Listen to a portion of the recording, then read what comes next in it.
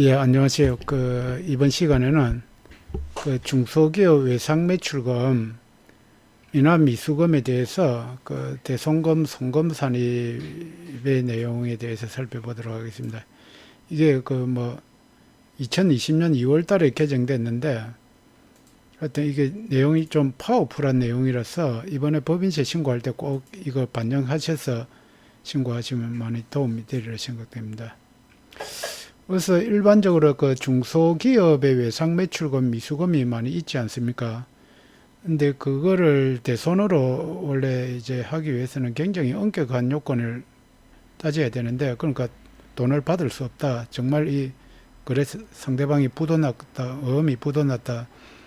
뭐 그런 식으로 또 재산조사 이런 거 해가지고 끝까지 추적해도 받아낼 수 없다.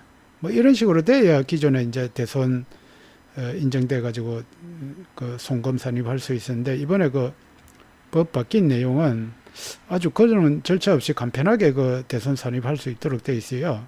그래서 이번 법인세 신고할 때 송금으로 산입 안 했으면은 결산서상에 빨리 송금 산입해 가지고 비용으로 인정받으시기 바랍니다.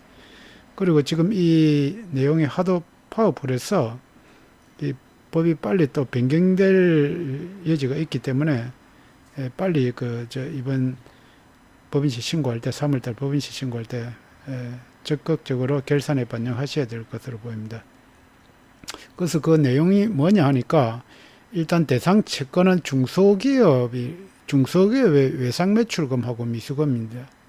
그래서 외상매출금은 일반적으로 우리가 영업활동에서 발생하는 외상매출금이고, 미수금은 영업활동 외에 뭐 건물을 매각했다든지 자산을 매각했다든지 그거는 채권만 됩니다. 대여금은 안 됩니다.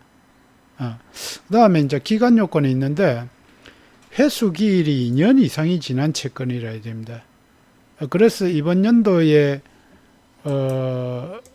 이번 법인세 신고할 때 대상 채권은 최소한 2020년 12월 말 기준으로 했을 때는 2020년 그리고 2019년 2년이 지나야 되니까 최소 18년 12월 31일 이전에 발생한 채권이라 해야 되겠죠.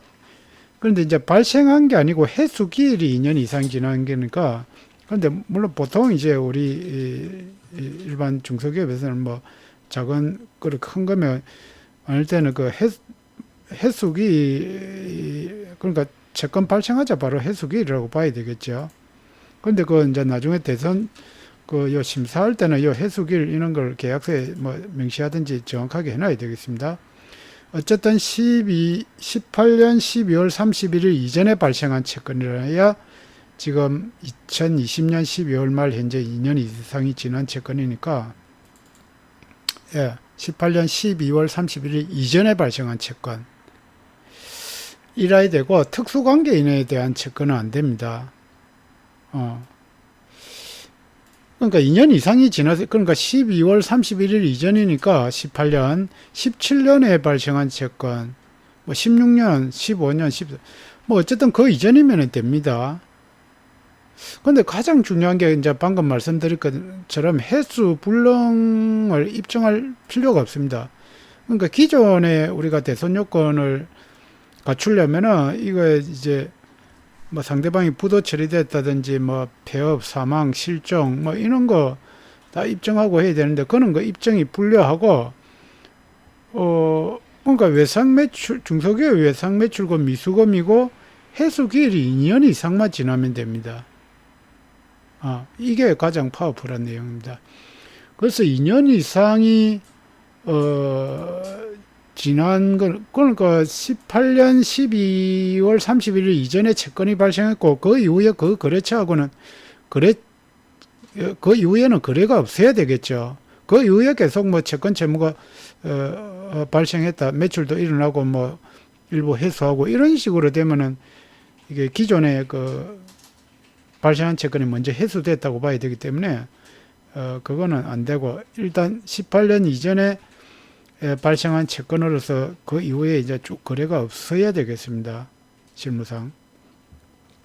그럼 언제 송금을 하느냐? 결산에 반영한 사업년도. 그래서 이번에 결산할 때는 18년 12월 이전에 발생한 채권은 이번에 적극적으로 그 대송금으로 송금업 결산서에 반영을 해야 됩니다. 근데 이제 이게 이제 법인세만 하는 게 아니라 소득세도 마찬가지고 다 똑같은 내용입니다.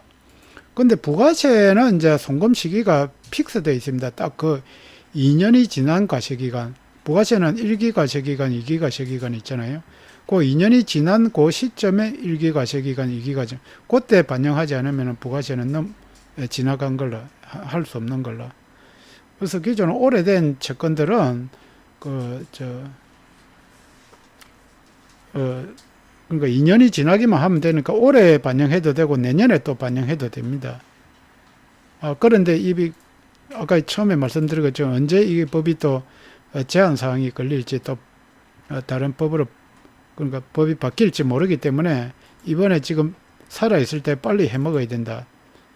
결손 반영해서 비용 처리해야 된다는 겁니다.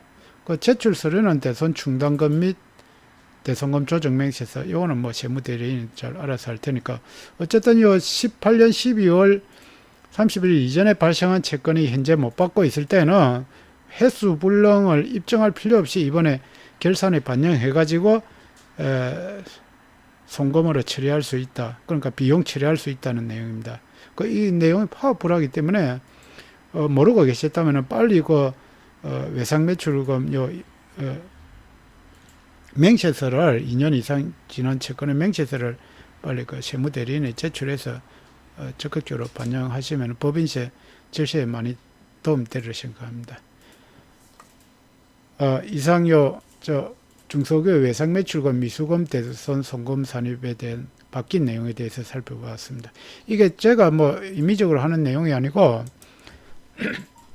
보면은 법인세법의 이 시행령에 시행령 19조에 2에 있습니다. 요 보면은 중소기업 외상매출금 미수금으로서 해수기일이 2년 이상 지난 채권 2020년 2월 11일 신설이 들어왔습니다. 그래서 이게 법이 지금 살아있는데 이게 언제든지 개정될 수 있기 때문에 그러니까 워낙 내용이 파워풀해서 기존의 그 대손 요건이 굉장히 엄격했는데 이게 또 변경될 수 있기 때문에 하여튼 빨리 하시라. 그 대손 손비로 계상한 날에 손비로 계상할 수 있다. 소득세법에도 동일한 내용이 들어있고요. 부가시세법에도 동일한 내용이 들어있습니다. 그리고 대손을 그러니까 그 돈을 받을 수 없는 사유를 어떻게 입증해야 되느냐 그런 거는 그러니까 사업의 계속 여부, 별도의 재산 확인 절차 없이 미회수된 외상매 전액을 대손금으로 처리할 수 있는지 이렇게 질의를 했습니다. 이게 뭐냐면은 질의 해신이거든요. 그래서 2년이 경과하였더라도 손비에 계상하는 경우에는 송금 처리할 수 있다. 그리고 대손 요건을 충족한 것으로 보는 무재산 등 해수불능에서는 입증이 없더라도 이렇게 법령 해석을 해놨습니다. 그렇기 때문에 빨리 대손 처리해서 법인세 절감을 할 수 있는 걸로 요 내용은 첨부시켜 놨을 테니까 참고로 보시면 되겠습니다. 이상 그 내용 중소기업 외상매출금 대손 처리를 빨리 쉽게 할 수 있다는 내용에 대해서 설명드렸습니다. 이상 도움이 되셨다면 좋아요, 구독 버튼. 네, 감사합니다.